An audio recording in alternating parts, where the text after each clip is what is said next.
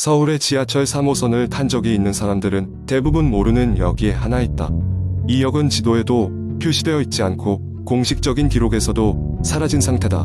사람들이 이 역을 고스트 스테이션이라고 불렀고 나 역시 그 이야기를 어릴 때부터 들어왔다.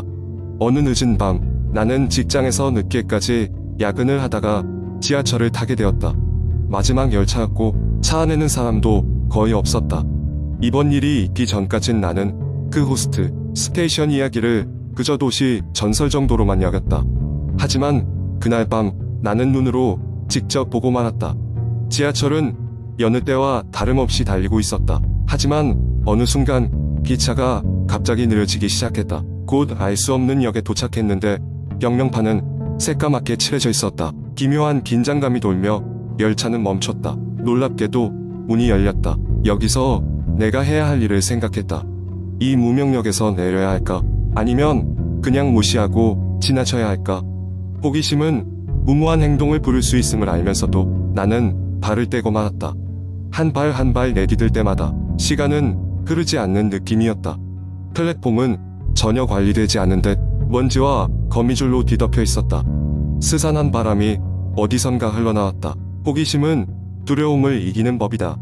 역을 천천히 돌아보기 시작했다. 작은 쪽문이 하나 보였고 나는 문을 열어보려 했지만 열리지 않았다. 안쪽에서 들려오는 희미한 소리에 귀를 기울였다. 소름 끼치게도 그것은 휴대전화의 진동 소리였다. 어둠 속에서 누구의 것인지 알 수 없는 휴대전화가 저 멀리 떨어져 있었다. 가까이 다가가서 그 휴대전화를 집어들자 화면에는 한 문장만이 띄워져 있었다. 도망쳐. 그 순간 등골이 서늘해졌고 머릿속에는 경고음이 울렸다. 휴대전화를 내려놓고 돌아섰을 때 어둠 속에서 누군가의 그림자가 보이는 듯했다. 대체 누가 여기 있는 것인지 심장 박동 소리가 귓가에 울렸다.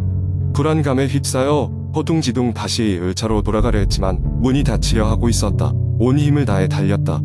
기차는 이제 출발하려 하고 있었고 나는 기적적으로 점프하듯이 되돌아올 수 있었다.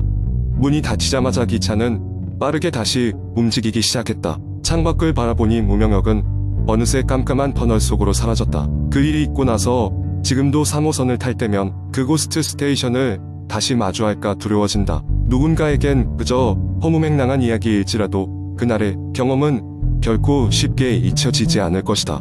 그 후로 나는 지하철이 서지 않는 어느 모호한 장소의 이야기를 들을 때마다 쓸쓸한 오한이 느껴진다.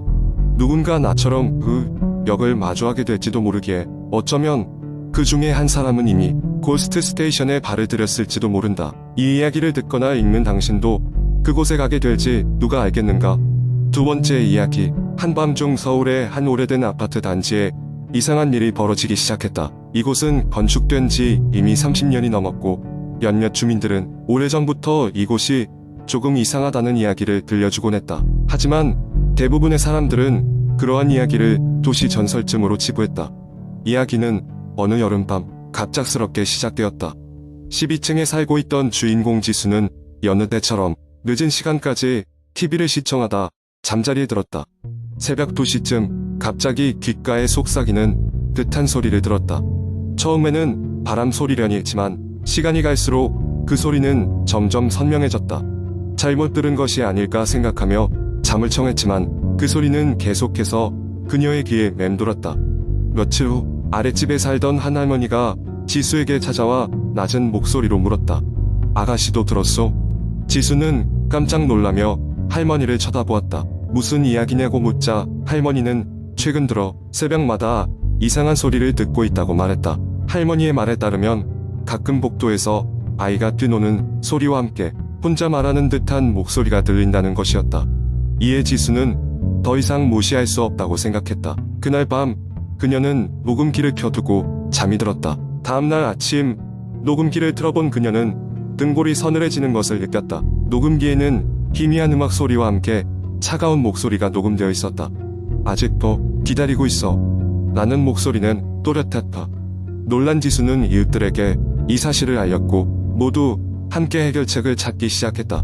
아파트 주민들은 모여서 이야기를 나누던 중 오래전 이 아파트가 지어지기 전 이 자리에 작고 낡은 유치원이 있었다는 사실을 알아냈다. 그 유치원이 어느 연쇄살인범에 의해 끔찍한 일이 벌어졌던 장소라는 소문이 있었다.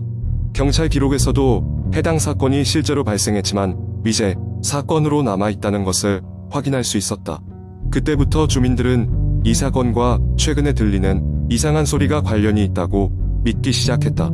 결국 몇몇 주민들이 용기를 내어 과거 사건을 해결하기 위해 적극적으로 자료를 조사하기 시작했다. 오랜 조사 끝에 당시 유치원에서 발생한 사건의 진상을 알게 되었고, 그날 밤 유치원에서 사라졌던 아이들의 영혼이 아직도 그곳을 떠돌고 있다는 결론에 도달했다. 지수는 모든 주민들과 함께 아이들의 명복을 빌기 위한 작은 추모식을 아파트 옥상에서 열었다. 그날 밤 이후 이상한 소리와 현상은 점차 사라지기 시작했다. 가끔 그때의 일이 떠오르긴 하지만 지수는 아이들이 이제야 편안하게 쉬고 있을 것이라고 믿고 있다. 그 사건 이후로도 아파트는 여전하지만 주민들은 이따금씩 달빛이 밝은 밤이면 옥상에 올라 아이들의 평화를 기원하며 촛불을 켜곤 한다. 그들이 바라는 건 오직 하나, 이 작은 노력이 그 영혼들을 기쁘게 하고 그곳에 안식을 주기를. 주민들은 그런 마음을 간직하며 오늘도 평범한 삶을 이어가고 있다. 세 번째 이야기. 어느 날 밤 나는 늦게까지 회사에서 일을 마치고 집으로 돌아가고 있었다. 시계는 이미 새벽 1시를 가리키고 있었고 도시의 불빛은 어딘가 음산하게 느껴졌다. 그날따라 이상하게 기분이 찜찜했다. 나는 지하철역으로 향했다. 주말이라 그런지 지하철역은 텅 비어 있었다. 산만하게 듣고 있던 음악이 갑자기 끊기고 이어폰에서 무언가 부스럭거리는 소리가 나기 시작했다. 이어폰을 빼고 주위를 둘러보았지만 주변에는 아무것도 없었다. 나는 귀신이 나오는 상황과는 거리가 멀다고 스스로를 위로하며 발걸음을 재촉했다. 지하철에 올라타고 나서도 이상한 기운은 가시지 않았다. 승무원이 누군가와 대화를 나누는 듯한 목소리가 들려왔는데 공교롭게도 승무원은 나와 눈을 마주치자마자 기차 뒤편으로 사라졌다. 지하철은 이상하게도 도중에 멈추기를 반복했다. 출발했다 멈추기를 몇 번이나 주위를 둘러봐도 승객이라곤 나뿐이었고 식은땀이 흘러내리기 시작했다. 거기에 더해 멈출 때마다 지하철 문이 살짝 열리는 것 같았다. 그때마다 바깥에서 차가운 바람이 흘러들어왔고 그 바람 속에는 기묘한 속삭임이 섞여 있는 것 같았다. 몇 정거장 지나고 난 뒤 열차가 또다시 멈출 때 문이 완전히 열렸다. 깜짝 놀라 뒤를 돌아보니 역 플랫폼은 분명 텅 비어 있었지만 무언가의 형체가 희미하게 서 있었다. 그것은 처음엔 사람인 것 같았지만 자세히 보니 그렇지 않았다.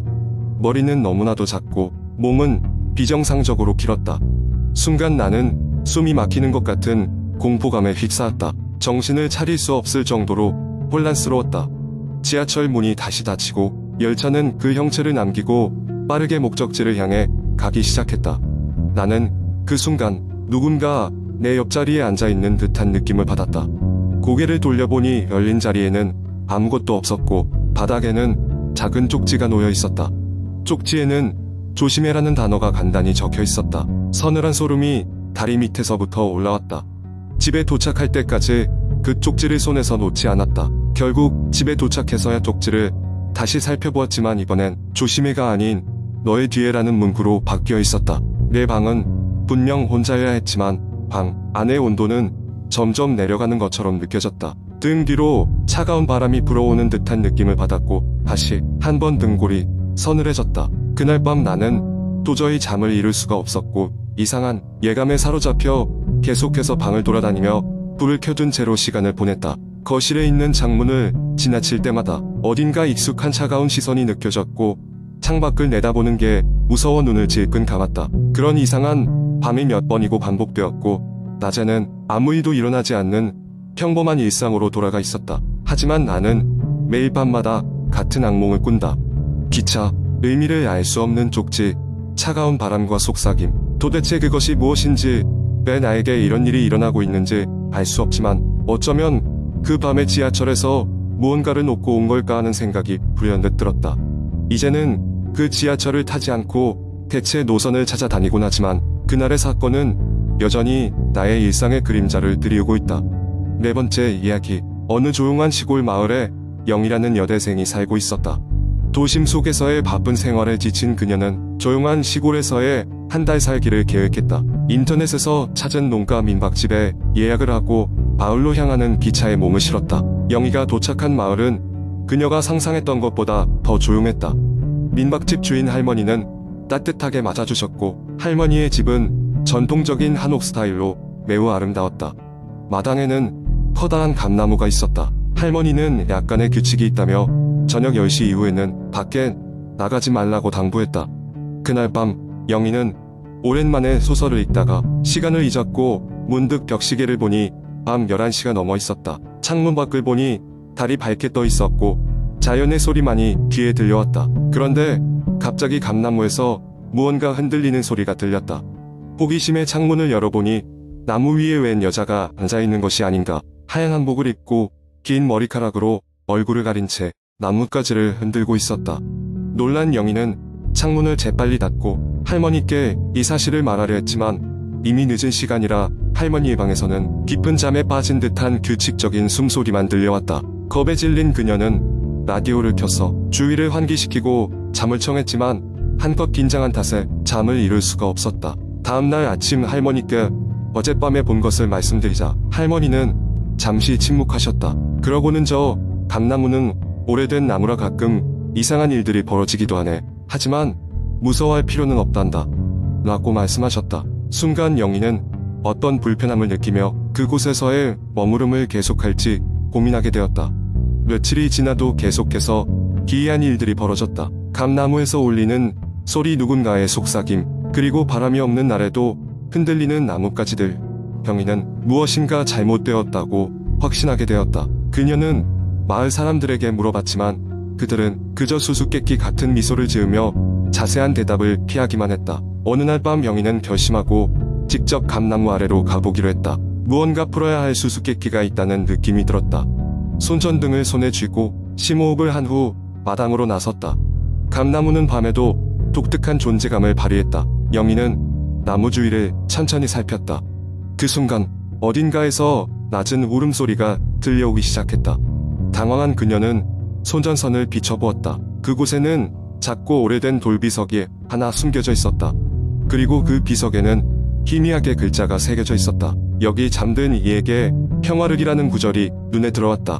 영희는 그제서야 모든 것이 맞아떨어지는 것 같았다. 돌아와 할머니께 이를 말씀드리자 할머니는 시찰을 하셨다.